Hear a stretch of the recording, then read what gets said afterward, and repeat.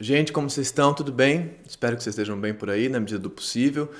Hoje a gente vai falar sobre depressão e tristeza e depressão enfim, uma série de coisas que estão ligadas a isso.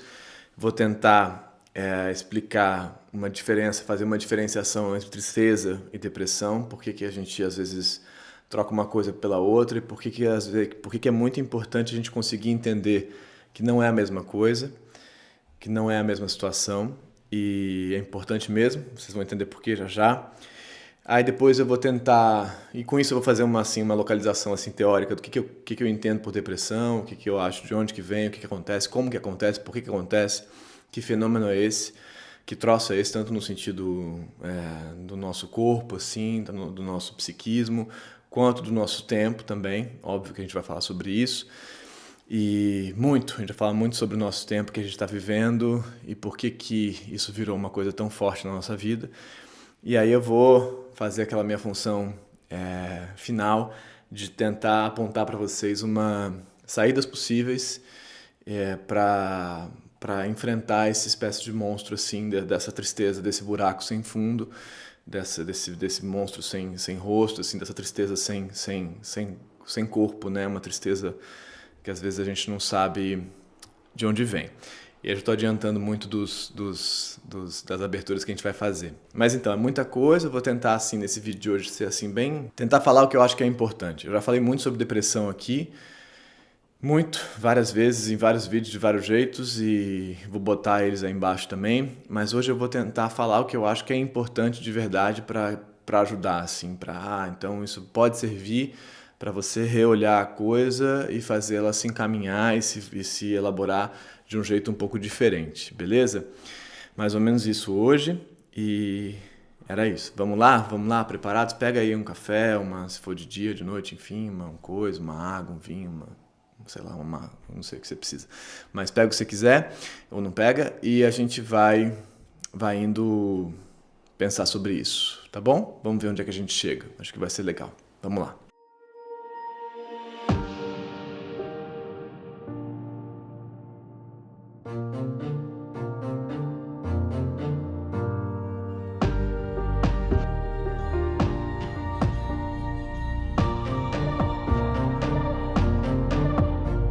Então, nesse vídeo de hoje aqui, eu vou usar especialmente, não é só nesse vídeo, em vários eu uso especialmente essas duas referências, mas hoje eu vou usar bem, que são o Freud, né, sempre aqui nesse canal, nosso conhecido de sempre aqui do canal, o Freud, um texto específico do Freud, que eu já citei várias vezes, que é o Luto e Melancolia, que é um texto assim, muito importante dele, que eu já realmente trouxe ele aqui 1 milhão de vezes, mas nunca é demais. É um texto que eu já li, reli. Sempre que eu leio de novo, eu falo, uau, que legal, é como se eu estivesse descobrindo uma série de coisas novas quando você abre ele de novo. Então, eu acho que dá para ler, é um texto que dá para ler para todo mundo que me pergunta por onde que eu começo no Freud. Não sei, tem vários jeitos de começar, mas o Luto e Melancolia, nesse momento que a gente está vivendo, é um ótimo jeito de começar, na minha opinião. Tem coisas ali que são meio mais difíceis, assim, mas dá para encarar e é bem bacana.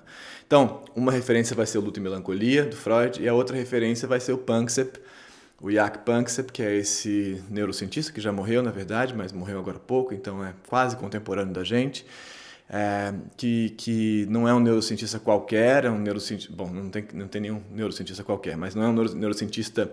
Talvez desse lugar que a gente entenda a neurociência, assim, do campo do computacional do cérebro, assim. Ele está falando de uma coisa um termo que ele cunhou, que é a neurociência afetiva, ou affective neuroscience, que é a neurociência dos afetos. Não afetiva no sentido de uma neurociência, assim, mais simpática, mais gente boa. É uma neurociência que está lidando com esses impulsos básicos que fazem a gente atuar assim o assado, né? Então, é muito maneiro, ele fala de 3 tipos de afetos diferentes, grandes tipos de afetos. São os afetos homeostáticos, que são tipo fome, sede e tal, são as afetações de desequilíbrio de homeostase, né? Homeostase, equilíbrio e tal. Outros são os afetos sensoriais, que são tipo nojo, enfim, coisas que você sente, né, no mundo, assim, sente muito diretamente ligados a isso. A sensorialidade, assim, né, então amargo, assim, enfim, bom, esses outros afetos, e aí você já pode começar a pensar no divertidamente, nesse momento, que tem a ver. E esses são os mais importantes, os mais legais, os mais bonitos, que são os afetos emocionais, são as emoções, são as bases das emoções. Por que o Panksepp é importante para a gente aqui? Porque o Panksepp, pensando essas origens desses afetos, ele responde uma série de perguntas que o Freud não conseguia responder e que tentava responder várias vezes. Várias vezes o Freud fala isso na obra dele. Tipo assim, eu queria entender o que são essas coisas, mas eu não tenho instrumento para isso, não tenho como. O Freud era um neurologista, um neurocientista em larga medida, né? Um cara que pesquisava o funcionamento cerebral, só que lá em 1895, 1900, ele não tinha as ferramentas que a gente tem hoje. Então, o Panksepp funciona para a gente juntar lé com cré, assim, a gente junta coisas que o Freud pergunta e tenta dar uma hipótese boa de resposta, uma hipótese, né? Não é uma resposta fechada, é uma hipótese sobre isso tudo. Dito tudo isso, o Freud se pergunta algumas coisas lá sobre a tristeza, sobre a depressão, que ele chama de melancolia, né? A gente lá ele chama de luto e melancolia. Ele não chama de depressão ainda, não é esse termo que ele usa, porque a depressão é uma invenção assim mais contemporânea. Isso é uma coisa já interessante de pensar. Ela não existe como fenômeno antes, a tristeza existe há muito tempo, mas a depressão é um fenômeno assim mais recente. Então, mas ele se pergunta várias coisas ali e tal, aponta coisas, tem intuições muito legais nesse texto dele, que é o Luto e Melancolia, coisas que o Panksepp vai responder concretamente, assim, tipo, olhando lá a coisa, ele vai falar, olha, isso tem a ver com isso. Tem a ver com o quê, né? Vamos chegar lá. Vamos primeiro pensar no que o Freud fala e o que ele pergunta que serve pra gente. E aí a gente vai entrar na nossa primeira questão, que é a diferenciação, assim, entre tristeza e depressão. Qual que é a diferença entre uma parada e outra? Assim? Qual que é a diferença entre essas duas coisas? Assim? O que você tem que entender como diferença? Tem duas diferenças básicas na história. Não é o tempo que dura. Tem muita gente que vai falar, não, se a sua tristeza está durando 6 meses, já é depressão. Não, não é. Na minha opinião, óbvio, né? Sempre, mas não é.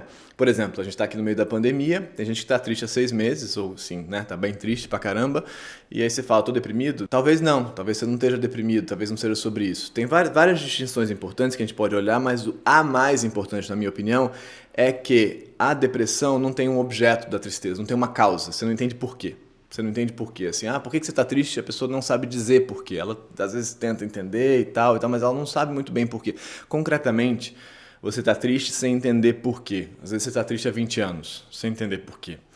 E, em geral, a tristeza, que o Freud lá vai ligar ao luto, né? A perda ao luto está ligado ao luto de um objeto. Eu perdi alguém, eu perdi um emprego, eu perdi um amor, eu perdi uma pessoa. E a depressão, você não sabe o que você perdeu, né? Então, o Freud vai dizer que as estruturas são muito similares do luto e da depressão, da melancolia, mas em uma você tem um objeto que foi perdido e na outra você não tem um objeto que foi perdido. Então, essa distinção é a base pra gente. Guarda ela porque ela vai chegar no final do vídeo para uma resposta que pra gente é a resposta, eu acho, a resposta para solucionar essa encrenca. Essa é uma distinção muito forte, né? Então é como se fosse um luto sem objeto, tá? É como se fosse uma perda que você não sabe do que. Então eu estou sofrendo pelo não sei por que é. Isso é o que marca a depressão, né? Mais fortemente. Tem a falta de impulso, a falta de vontade, a falta de prazer, uma série de coisas que são muito importantes para entender, mas que são sintomas, assim, que são mais, né, que são um pouco mais contingentes, em certo sentido, porque às vezes você pode ter um impulso, às vezes não ter e tal, mas tem uma tristeza de fundo, uma coisa que continua ali, que você não sabe por que é, como se fosse isso, tá? Quem tá em depressão, já teve e tal, acho que entende o que eu tô falando. Tem uma coisa ali que parece que não sai, né? Beleza, isso é um lado da história, então é uma coisa sem objeto. Guardamos essa primeira distinção muito importante. Não tem a ver com o tempo, vou repetir, não tem a ver com o tempo, tá? Às vezes tem um luto que dura, um luto de uma pessoa amada, assim, uma pessoa muito importante, uma perda muito importante que dura, um luto dura 3 anos, 5 anos. Quem que vai dizer o tempo certo de um luto? Não tem tempo certo. Fases do luto que duram tal, vem tal e tal. Não é assim que funciona. Beleza, já falei muito disso aqui no canal, várias vezes, mas vou repetir. Não é assim que funciona. O luto não tem fases definidas assim, que acontecem assim, que se não acontecer assim, tá errado o seu luto. Cada um faz seu luto. Cada um faz seu luto do seu jeito. Beleza, guardamos isso. Vamos lá. A outra distinção muito importante que acontece, que existe aí, é que nesse processo de depressão, você tende a sentir uma raiva de você mesmo. Né? Tem essa possibilidade de você, então, eu tô aqui triste, tem uma coisa de errado comigo. Tem uma coisa, sou eu que estou causando, eu sou muito ruim mesmo, eu sou muito cagado mesmo, e isso retorna para você.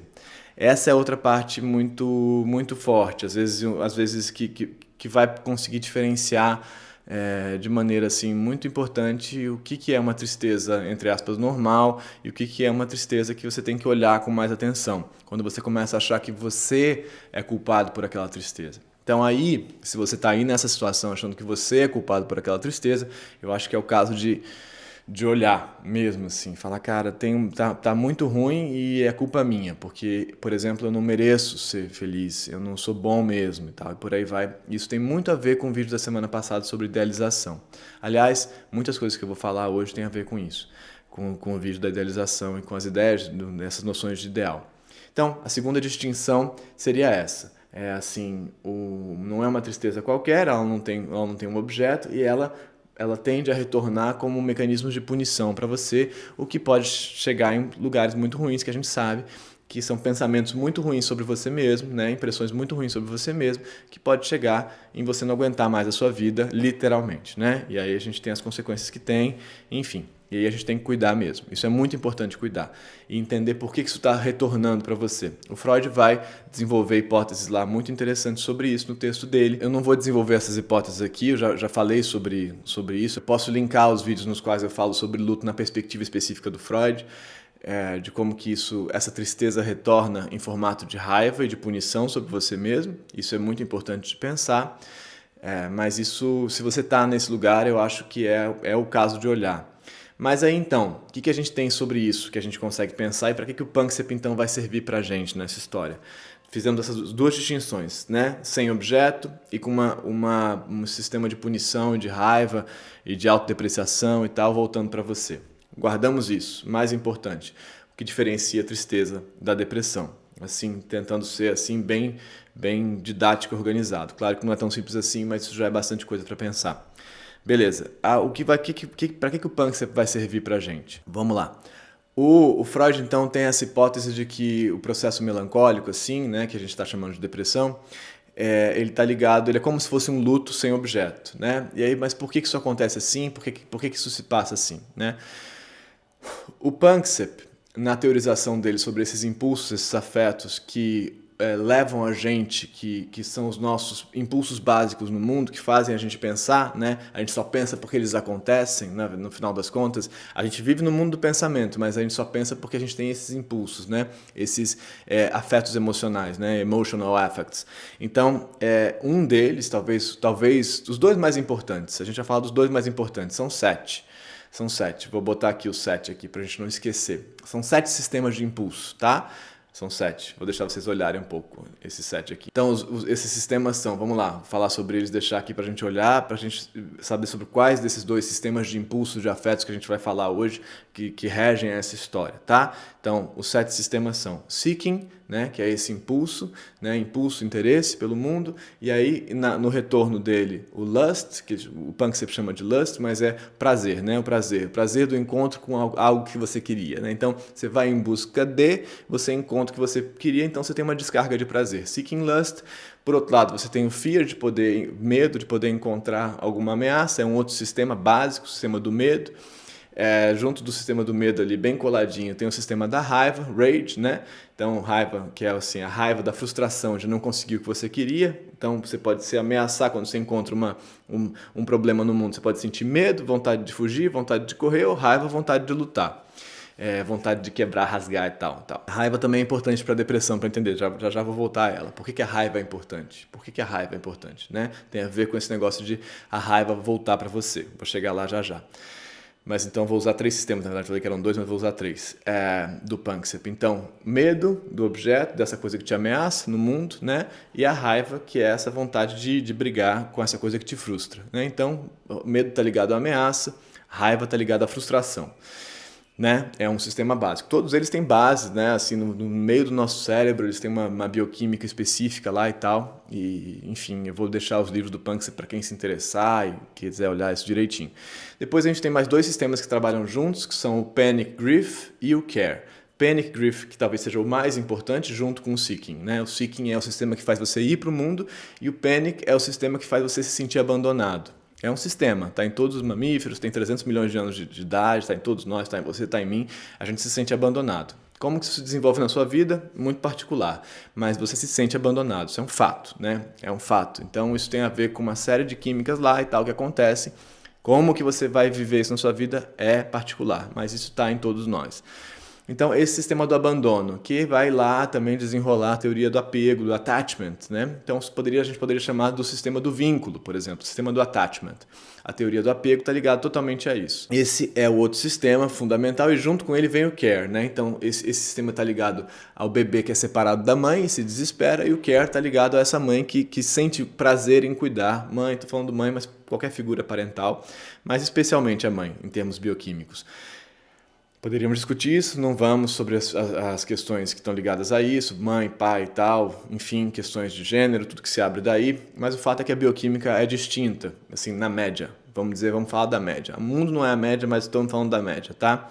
Então, é um sistema do care, que é cuidar, que está ligado à prolactina, ocitocina, um sistema específico. Então, o filhote sente falta, essa mãe cuida. O pai também tem esse sistema, um pouquinho mais, na média, mais fraco. Isso não determina que um pai não vai cuidar e a mãe vai cuidar. Não determina, mas estou explicando para vocês que na média é assim, tá? Beleza. Então, panic care, né?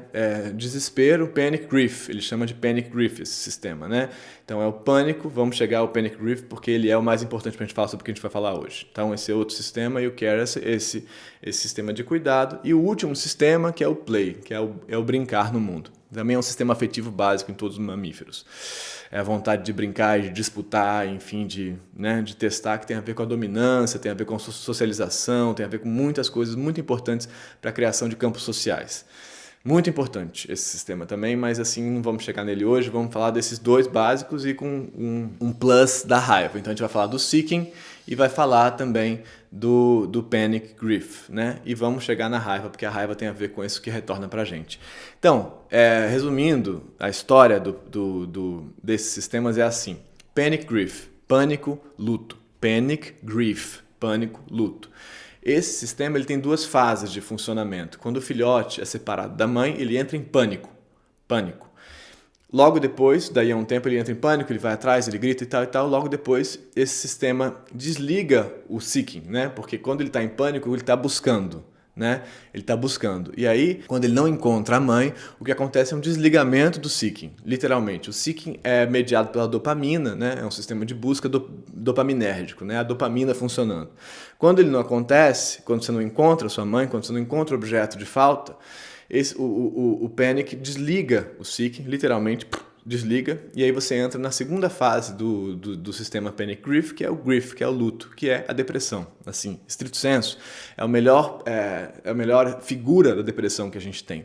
Então é um desligamento do seeking, é um desligamento da vontade de buscar, é um desligamento da vontade de ir para o mundo. Tudo isso, vou botar aí os textos do Panksepp, tá? Para vocês olharem isso com calma, é muito mais coisas do que eu estou falando, mas dá para entender, eu acho, né? O sistema do seeking tá a dopamina, que te faz ir atrás de tudo, né? Que te faz se interessar, um sistema de interesse, curiosidade, apetite, né? Vontade. E aí então, quando você se separa, pânico, desespero, bom, acho que vai morrer, coração aperta, todo mundo sabe, todo mundo que já teve pânico ou já se separou e sofreu muito, entende qual é esse momento, que a mensagem não vem, que a pessoa não chega e tal, aquela coisa toda, que ele te liga e quer terminar. Enfim, é esse momento. Logo depois você tem uma queda, desliga o seeking, você tem uma queda e você entra na depressão. Legal. Então, enfim. Mas a depressão é esse momento aí posterior, desse desligamento. Então, esse é o momento que está ligado ao luto. Está ligado ao luto e ele vai acontecer no luto. Concretamente, quando você perde alguém, você tem esse desligamento do seeking, o luto. Então o Freud lá está dizendo, então tem o luto que acontece. É isso aí, esse sistema que vai acontecer. O que acontece com o luto? Essa baixa e tal. É isso aí, esse sistema sendo fechado. Maravilha, entendemos, né? Então o luto está ligado à separação e acontece isso porque desliga a dopamina e você, no momento do pânico, sente dor porque os opioides... O que são os opioides nesse caso, né? Opioides são uma série de coisas, mas opioides endógenos, assim, opioides feitos pelo próprio cérebro que te aliviam, que te dão conforto quando você está com alguém e quando você se separa de alguém, se desvincula, dói. Dói na cabeça, literalmente dói na cabeça. o sistema panic grief é mediado pelos opioides endógenos, feitos na sua cabeça. Então, o exemplo que a gente mais conhece é a endorfina. Endorfina quer dizer o quê? Endo, dentro, orfina, morfina, né? É como se fosse uma morfina feita pelo seu próprio cérebro, entendeu? Então, a endorfina... tem vários tipos de endorfina, mas enfim, a endorfina é essa moléculazinha assim maravilhosa de prazer, assim, de acolhimento, de ficar bem e tal e tal. Quando você se separa da pessoa que você ama, corta a endorfina, você dói mesmo, dói. Não é que, eu tô com dor, você tá com dor mesmo, né? Tá doendo, eu sei, tá doendo mesmo. A gente fala, o que é? Enfim, tá doendo mesmo. E aí, então, desliga tudo e tal, e você para de funcionar, você entra na fase do luto, do grief, né? Então... às vezes para de doer, vai parando de doer e passa a anestesiar, né? É uma anestesia, é um vazio.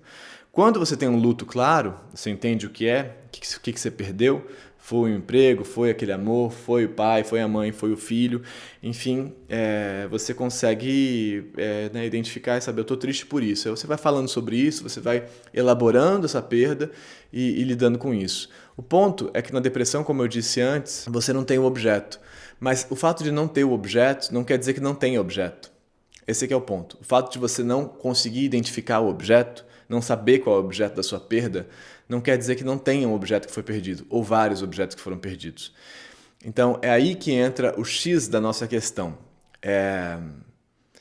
O luto acontece porque algo foi perdido, mesmo que você não saiba o que é. Beleza? Vamos guardar esse momento aí. O luto acontece, a tristeza, então a depressão, que é essa fase do grief, que é a depressão, acontece porque algo foi perdido. A depressão acontece porque algo foi perdido, mesmo que você não saiba o que é.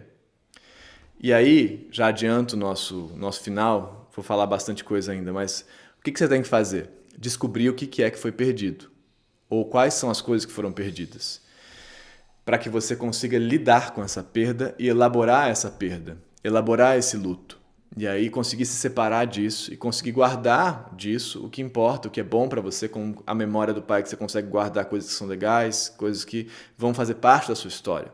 Você consegue guardar isso, mas para isso você precisa saber o que foi que você perdeu, certo?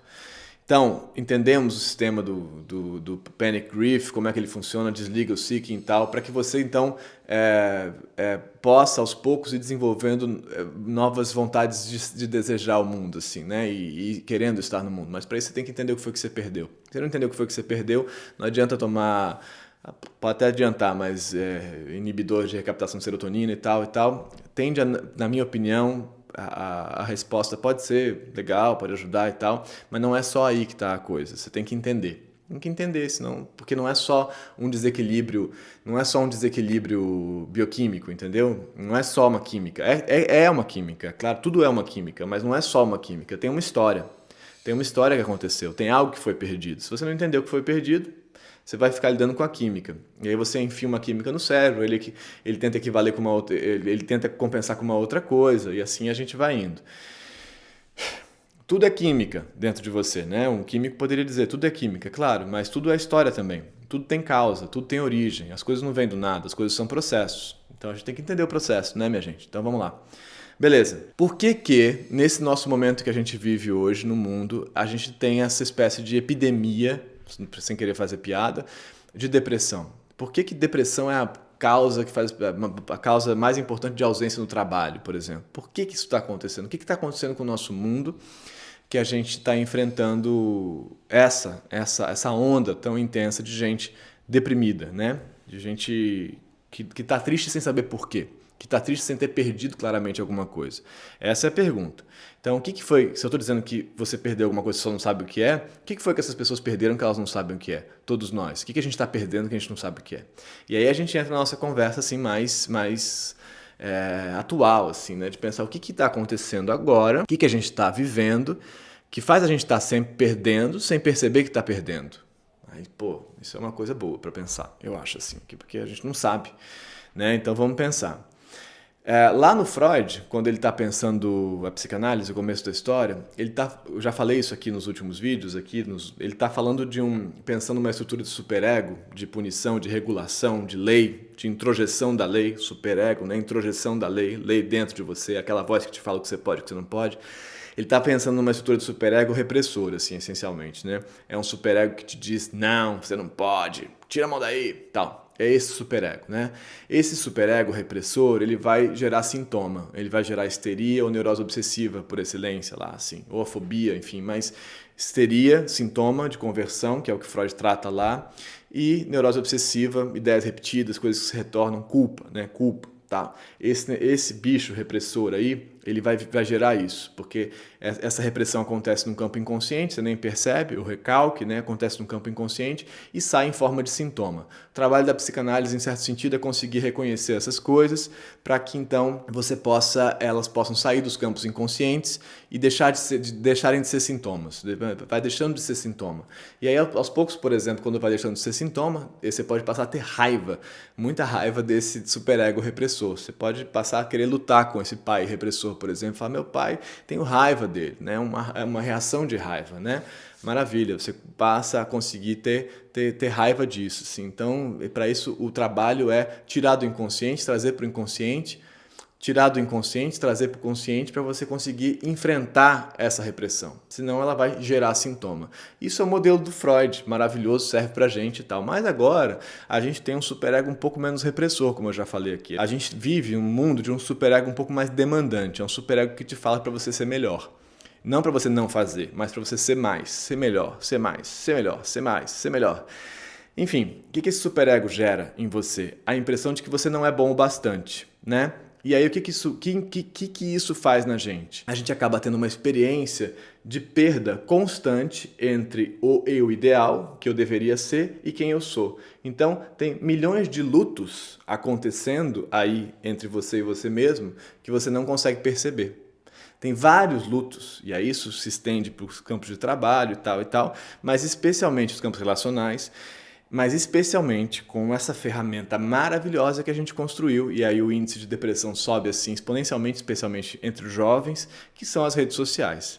Né? Você não é capaz de dar conta daquela própria imagem que você mesmo produziu. Então o superego nas redes sociais, as redes sociais são uma estrutura superegóica nesse sentido, né? Elas falam, você tem que ser mais, você tem que ser melhor, um superego ideal. Que te regula, que te olha o tempo todo e que você, né, tá ali sempre se sentindo assim. Você também faz as vias de superego dos outros, que também alivia um pouco, que você regula os outros. Mas, especialmente, você não dá conta de cumprir o seu ideal e você, então, tem lutos infinitos em relação à sua expectativa, à sua construção, ao seu ideal e o que se realiza. E aí, então, você vai vivendo um luto atrás do outro. Talvez você não tenha um trauma, um luto concreto, você não tenha assim, eu perdi tal coisa, e por isso é mais difícil de enfrentar, porque quando você perde tal coisa, você sabe o que foi que você perdeu um pai, ou uma mãe, ou uma filha, ou uma história amorosa, você perdeu isso, é isso que você vai enfrentar, mas aqui você não está vendo o que você está perdendo, você está perdendo a sua própria imagem, o seu próprio ideal nesse sentido. É um déficit que você experimenta entre você e você mesmo. Eu perdi aqui, entre a imagem de mim e eu que sou, entendeu? Eu estou aqui não sendo capaz de ser aquilo que eu deveria ser. Então isso é um luto constante, infinito, que não para de acontecer. E a gente não percebe. Por que a gente não percebe, né, esse superego ideal funcionando? Por que a gente não percebe? Aí falar um pouco das redes sociais, né? Eu já falei muito disso aqui no canal, mas vou falar de novo. Mas se você botar para trás aí no canal, assim, pesquisar redes sociais, Instagram e tal, buraco sem fundo, acho que tem um vídeo que chama isso. Depois, pesquisa aí se você quiser no canal depois. Mas elas funcionam como uma estrutura de vício, né? De produção de vício. Não é outra coisa, assim, é simples assim. Quer dizer, tem mais coisa, mas o intuito delas com você é que você fique viciado. Simples. É adição, é vício, né? Sim, todos os efeitos são os mesmos no corpo. E a máquina é construída para isso. A gente já viu isso, muita gente já falou, isso é uma coisa assim que tá clara, assim, tá todo mundo, espero que todo mundo saiba, como se você estivesse vivendo num cassino, sem perceber. Quando você entra num cassino, você sabe que você está entrando num cassino, né? Você está vendo que você está entrando num cassino, você está falando, cara, você vai nesse cassino? Vou. Você vai jogar no caça-níquel? Vou. Com as redes sociais, você só põe seu dedo lá e você baixa aquele negócio, aquele app entrou de graça do seu celular. Não é de graça, você está vendendo seu tempo para eles, né? Mas enfim, nada é de graça na vida, não tem almoço grátis. Então, você devia desconfiar de ser de graça. Se não estão te cobrando, quem está prestando qual serviço aqui, né? É uma boa questão. Se não estão me cobrando, por que não estão me cobrando? Por que é de graça? Bom, mas então, você entrou no cassino, você não percebeu, mas você entrou no cassino. O que está sendo vendido nesse cassino é o seu tempo de atenção, né? É o seu tempo de investimento. Porque eles estão aqui, né? Aqui no YouTube, eu estou falando isso porque eu lido com essa máquina o tempo inteiro. A monetização, os anúncios e tudo isso e tal. Com isso, você tem que ficar ali, né? É uma adição que está funcionando. Né? Você tem que ficar ali mais e mais, você vai passando o dedo de novo, como uma máquina de caça-níquel, a mesma estrutura, enfim. E o ponto que acontece é o seguinte: quando você está numa máquina de caça-níquel, você vai enfiando as moedas e você vai fazendo assim, você talvez ganhe uma vez e você perde 200, né? Você perde 200, mas você continua, a sua dopamina, o seu seeking está ali em busca de, fazendo você tentar continuar, e você tá indo em busca daquela vitória que vai acontecer, supostamente. Às vezes, em geral, não acontece. Você vai embora, você não volta pro cassino, ou então tem gente que vicia mesmo, né? Que vai ficar vivendo ali em função daquilo. Tem gente que não volta mais. Mas aqui, enquanto você está fazendo assim, você não está percebendo as perdas todas que estão acontecendo. Esse aqui é o ponto da história. À medida que você está ali, vamos dar o exemplo que a gente usou no vídeo passado aí, Flor, né? Do Tinder, né? À medida que você está ali passando e tentando fazer o match e tal, para cada match que você faz, você não fez 200. Você não perdeu porque na hora que você fez o match, teve uma recompensa química acontecendo, né? Você fala, consegui, fiz um match, que bacana e tal, fui desejado, rolou e tal, não sei o quê. Mas enquanto você não fez o match, você perdeu outros 200 matches. Essas perdas você não está computando várias vezes conscientemente, você não está percebendo que você perdeu porque você não tem o número X de moedas, você vai enfiando as 50 moedas e vai acabar essas moedas. Você não está percebendo que é o seu tempo, não é moeda. Quando você vê, você ficou 5 horas ali, né? Não é moeda que você sabe que você perdeu, que você entrou no cassino, você está consciente disso que está acontecendo. Você perdeu essas moedas lá. Quando você está aqui, perdendo os 50 matches, os 100 matches, os 500 matches, essas perdas estão acontecendo, esses lutos estão acontecendo, só que você não está percebendo que eles estão acontecendo, sacou? Mas eles estão sendo experimentados por você, pelo seu sistema. O seu sistema afetivo, lá de base, está experimentando essas perdas. E você não está entendendo por quê. Você não está entendendo o que está acontecendo, mas você está sentindo o que está acontecendo. Você está percebendo afetivamente o que está acontecendo. E aí você começa aos poucos, às vezes sem perceber, às vezes percebendo, a pensar que há algo de errado com você. Você não vai conseguir cumprir aquele ideal que você tinha se proposto a, e você vai começar a sentir que há algo de errado, há algo de insatisfatório, há algo de inadequado, há algo de feio, há algo de ruim, ou muita coisa de ruim em você acontecendo, né? E aí você começa a se autodepreciar. E aí entra a raiva. Você começa a sentir que você é o culpabilizado, é o culpado por esse luto, por essa perda que está acontecendo, de não dar conta de cumprir aquele ideal que você teria que cumprir. Só que você não está percebendo, você está só sentindo. Então essa depressão começa a entrar em você, você começa a experimentar essa sequência enorme de lutos entre o seu eu ideal e o seu eu real, o seu eu prático, você mesmo aí e tal, entre aquela imagem que você coloca lá e aquilo que é, você começa a experimentar essa quebra, esse gap, essa separação, essa distância, e você começa a pensar concretamente que tem algo de errado com você. E tem algo de errado com você, certamente, comigo também, com todo mundo tem, mas não é tanto assim, né? Esse modelo, essa demanda ideal não é real, ela não é razoável para ninguém. Ela é razoável para essas pessoas que querem que você continue ali no cassino em busca de alguma coisa. Então, é importante que você entenda que é isso que está acontecendo com você. A gente não sabe, mas é isso que está acontecendo com você. Aqui no feed do YouTube, por exemplo, cada vez que você faz aquele refresh assim no celular e aparecem as coisas novas, eles estão tentando te fazer ficar mais aí, né? Por isso que eu tento fazer vídeos mais longos, ou enfim, tentar quebrar um pouco a máquina, mas ainda assim, pelo menos na minha experiência, né? Eu tento fazer isso de um jeito um pouco diferente, assim, e tal, para tentar eu me sentir menos tosco de estar aqui lidando com essa máquina, ou então falar, será que eu posso usar essa máquina para partilhar conteúdos que sejam legais? É uma questão para mim muito intensa várias vezes, aqui com a Flor, várias vezes eu volto a isso, falo, mas e aí, como é que a gente faz? A gente desativa a monetização do canal, várias vezes a gente pensa sobre isso, por exemplo, de tirar os anúncios todos do canal. É uma coisa que talvez a gente faça em algum momento, porque eu fico muito incomodado com isso. Vamos ver se a gente chega lá. Mas isso é um outro assunto, meu problema, não de vocês. Mas o fato é que, nesse processo aqui infinito, você está tendo uma sequência infinita de lutos, de perdas, de derrotas. Você está sendo derrotado várias vezes, está perdendo o jogo várias vezes, como no cassino. Só que você não sabe que você está no cassino, você não está percebendo que você está no cassino, mas você está no cassino. né? Você está tendo uma vida amorosa num cassino, como vamos dizer assim, né? Pensando no Tinder ou e tal. Tudo bem se você usa o Tinder, achou seu grande amor no Tinder, tudo certo, mas não se engane, não é igual, é um cassino. Não é outra coisa. Não é o bar. No bar, tudo bem, o bar tem lá, você também faz, você descarta coisas e tal e tal. Mas no bar, você não é a mercadoria. No bar, a mercadoria é a cerveja, é a comida que está sendo vendida. Aqui, o que está sendo vendido é o seu tempo. Então eles querem que o seu tempo fique, o seu tempo, né, a sua experiência de estar olhando para, né, eles querem que você fique mais lá, né, porque eles estão vendendo ads, eles estão vendendo comerciais. Então quanto mais tempo você fica, mais dinheiro eles ganham nesse sentido. Então aqui é você que está sendo vendido. Então é um pouco diferente. Você perceber que você é uma mercadoria, sacou? Você assim em termos gerais, não é você, o seu corpo, mas é a sua experiência de existência, né? Que está sendo vendida. Bom, então nisso você vai tendo uma sequência infinita de perdas e de gaps entre o seu eu ideal, esse superego idealizado aí e tal, que te fala que você deveria ser e que você não é. E aí você vai experimentando, de fato, uma depressão talvez mais branda, que vai acontecendo aos poucos, que vem em formato de ansiedade. Depressão e ansiedade tem toda a conexão, porque o panic é essa base, é uma das bases possíveis da ansiedade. A ansiedade pode vir do medo, né? A ansiedade é essa ansiedade do medo, mas pode ter essa ansiedade do algo de errado vai acontecer e vai tal, e que eu vou ficar sozinho aqui e tal, o que vai acontecer. Então você vai enfiando essa espécie de coisa para não lidar com isso, né? E fica ali. Então, ansiedade e depressão que vão entrando em você por conta dessa não capacidade de cumprir e de achar que é você que é o culpado por não cumprir. Então é isso, do que a gente estava falando de definição de depressão no começo, né, que é assim, é um luto que você não percebe qual é, aí você começa a perceber que luto que é entre você e você mesmo. É o luto entre o que você deveria ser e o que você consegue ser. É o luto dessa perda, né, dessa distinção. Desse separar-se de si, né? Desse separar-se da sua própria história, assim, eu não consigo ser isso, aquilo lá, eu só sou isso aqui. E a raiva que vem, essa punição que vem depois é porque você que não consegue ser, você que não consegue dar conta. Então você não consegue produzir tanto, ser bonito tanto, tal, tudo que você não consegue. Ter tantos likes quanto você deveria, enfim. E aí vem alguém que te fala alguma coisa de você mal e por aí vai. E as redes vocês conhecem, vocês sabem como é.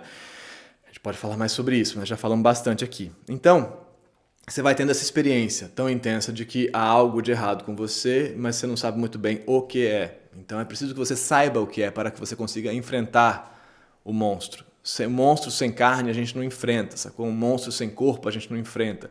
Ele vira um fantasma. Esse aqui eu vou chegar no final, porque esse aqui é importante da história. Eu vou chegar no final, porque isso que é a parte importante da história, mas antes eu quero falar uma coisa que talvez seja mais importante. A parte mais importante antes da parte mais importante. Que é assim, isso tudo que a gente está vivendo, né, esse mundo das redes e do individualismo, do seja mais e tal, ele é um mundo que destrói vínculos. Né? Ele é um mundo que por milhares de mecanismos ele destrói vínculos, ele te faz não fazer vínculo, não estar vinculado a alguém. Você descarta, você desfaz, você segue adiante porque você é melhor. Então você descarta, você desfaz, você segue adiante porque você é melhor. Isso é maravilhoso, é uma sensação de liberdade, de poder e tal, mas enquanto você faz isso, exercita a sua busca dopaminérgica, o seu seeking, você vai descartando e se abandonando, né? E sendo abandonado. E você não sente às vezes, mas você está sendo abandonado, você está desfazendo os seus vínculos. E sem vínculo não tem como não ter depressão. É assim, sem ter vínculo nenhum com o mundo. Por quê? Porque o vínculo é a base do sistema do panic. Esse vínculo, esse attachment, essa coisa que gruda e que quando desgruda é o que faz o pânico e faz a depressão em última análise. Então, sem vínculo não tem como não ter depressão. A gente está desfazendo os vínculos no mundo de hoje. A gente tem que conseguir refazer os vínculos. Para refazer os vínculos, a gente tem que enfrentar esses mecanismos que dizem pra gente que a gente pode mais sempre. Que a gente pode ser melhor, que aquele outro não é bom o suficiente pra gente, entendeu? Que aquele outro não entende o que a gente fala, que aquele outro não é capaz de entender e que você apaga, descarta, cancela. E aí você desfaz vínculos. Você não é capaz de construir relacionamentos, construir relações. Não estou falando só amorosas não, tá, gente? Estou falando de todas as relações no mundo. Você não constrói vínculos. Sem vínculos você vai ter depressão. Essa é a parte mais fundamental. Simples assim, sem vínculo vai ter depressão. Não tem solução para isso de outro jeito. Você pode estar sozinho, morando sozinho e tal. Ótimo, não estou falando sobre isso. Não me venha com solitude, não estou falando sobre isso. Você consegue ficar sozinho aí na sua vida, maravilhoso. Não é sobre isso. Estou falando que mesmo sozinho você tem vínculos. Tem vínculo com a sua história, que seja. Você tem vínculo com a sua família, com a sua história, com a sua cidade, com a sua casa. É um vínculo. São vínculos que você constrói. Isso tudo é vínculo. Vínculo é muito mais complexo do que estou namorando, não é sobre isso. É sentir identificação e pertencimento, né? A algo. Tá. Então, sem vínculo, vai ter depressão. E aí a gente entra na história que eu ia falar que era mais importante, que é a resposta para coisa e tal e tal. Que a maneira de sair disso. Como é que você sai disso? Agora, concentrar. Enquanto isso está acontecendo, esse processo de desvincular sem perceber porque você quer mais, então você quer mais, você pode mais, você merece mais, você vai mais, mas quando você sente você é menos, você merece mais, mas você não consegue, você é menos, sempre pior. Enquanto você vai vivendo esse processo, você não está percebendo esse monstro entrando em você. Ele está entrando em você afetivamente, você está tendo uma série de perdas e de quebras e de lutos que você não está percebendo. O que você tem que conseguir fazer é dar corpo para esse troço. Como é que a gente enfrenta isso? Como é que a gente enfrenta essa depressão, ansiedade surdas assim que acontecem sem rosto? A gente dá rosto. A gente tem que conseguir dar corpo. A gente tem que conseguir transformar fantasma em corpo. Eu lembro assim, pensando no Martin, assim, vendo o Harry Potter. Sabe que o Harry Potter, quem aí assistiu Harry Potter na vida? O Voldemort, ele só consegue matar o Voldemort no final das contas porque o Voldemort vira um corpo. Senão não tem como matar o Voldemort. Não é só isso, né? Tem mais complicado. O Harry Potter é interessante nesse sentido que tem uma identificação entre os dois. Mas, então, um é uma espécie de espelho do outro. Mas, enquanto o Voldemort é um espectro, não tem como matar ele. Mas isso é uma outra história, a gente poderia falar mais sobre o Harry Potter com mais calma, mas enfim. O ponto dessa parada que a gente está falando aqui é que enquanto você não percebe que luto é esse que você está vivendo, você não consegue processar esse luto. Então você tem que conseguir olhar para ele e entender que luto é que você está vivendo entre o seu eu ideal e o seu eu concreto, o seu eu prático, o seu eu real. Você tem que entender que luto é esse que você está vivendo a cada momento que passa, para que você não ache mais que você é o culpado por não ser aquele. Né? Que tem algo de errado de fato com você não sendo aquele que você deveria ser. Então, para isso, você precisa conseguir dar carne, construir a história desses lutos, construir o percurso desses lutos, que muitas vezes vão retornar como vozes de eco à infância, aquele lugar lá que a gente já falou aqui, que é você não é bom o bastante. As redes sociais confirmam para você a pior fantasia da fala dos seus pais. Né? Você não é bom o bastante, por isso você não merece ser amado. No final das contas, é um pouco isso. Você não merece ser amado porque você não é bom o bastante. As redes sociais te dizem, realmente. Mas aí elas te dão um like lá, elas te dão um coração e você fala, ih, mas você não está percebendo o quanto de não amor que você recebeu. O quanto que você gostaria de ter que não chegou. Então, a experiência é essa. Tem uma perda que está acontecendo e você não está vendo. Porque você foca em quando vem o coração e acontece o like, e acontece o tagueamento das fotos e tal. Você fala, ai, eu tenho vínculo. Não, isso não é vínculo. Vínculo é uma outra coisa. Taguear a foto não é vínculo. Taguear a foto é aumentar a atividade das redes entre uma pessoa e outra. Isso é uma outra história. Você é uma mercadoria aqui. O seu tempo, né? Então, isso é aumentar o seu tempo de tela. Não é vínculo. Vínculo é outra parada. Então, e isso então vai reforçar, vai trazer de volta em você essa voz. Você não é bom o bastante, meu caro filho. Você não sabe fazer nada direito. Você é muito feio. Você é muito. Ai, ai, ai. Como assim? Como é que você faz isso? E é o ai, ai, ai que você vai ouvir aqui de novo. Você não é bom o bastante, sacou? Então você precisa construir corpo para essa parada, minha gente. Enquanto você não conseguir, gente, é o resumo da história. Enquanto você não conseguir entender o luto que está se passando com você e a raiva que você está sentindo de você que você não percebe, elas vão ficar surdas e aí funcionando em você, dentro de você, como uma espécie de coisa que cola em tudo, que perpassa tudo.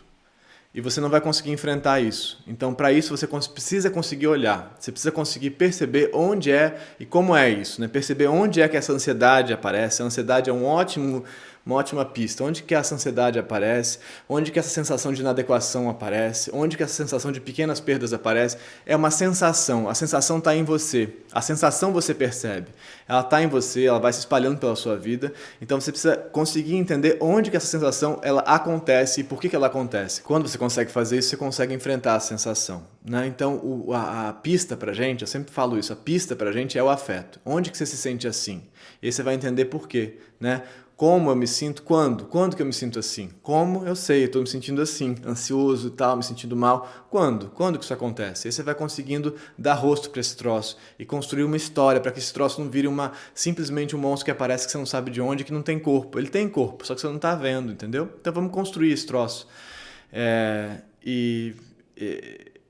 importante que a gente consiga olhar para a nossa vida não como, é assim que é, então eu estou nas redes, eu estou assim, eu estou vivendo isso, é assim que está o celular, ou o que seja, ou o ideal, eu tinha que produzir mais e tal e tal. É possível mudar alguma coisa nesse percurso? É possível adequar alguma coisa, a maneira como você experimenta isso? Acho que é. Então, acabei falando muito sobre esse troço, né? Mas é porque eu acho sobre as redes, mas é que eu acho que isso acaba ocupando um espaço nos nossos campos de depressão, assim, que não tem como negar. Não tem como dizer, sim, a gente está deprimido, não sei por que está acontecendo isso. Tem um porquê. A gente está vivendo uma vida sem vínculo e com ideais que a gente não consegue cumprir. Então, vamos estar atento a isso, de fato, e tentar construir melhor essa nossa história, entender melhor ela e ver para onde que a gente pode ir com ela, vivendo coisas de outro jeito. Não estou falando para você sair das redes, não é isso, mas perceba o que está acontecendo com você, entenda o que está acontecendo com você e aí tente saber e poder escolher como é que você vai lidar com essa sua vida e não simplesmente estar vivendo ela assim, despercebido, assim, sem saber, sem entender o que está se passando. Tá bom? Atenção para esse luto que você não está vendo, tá? Tchau, gente. Até semana que vem. Obrigado.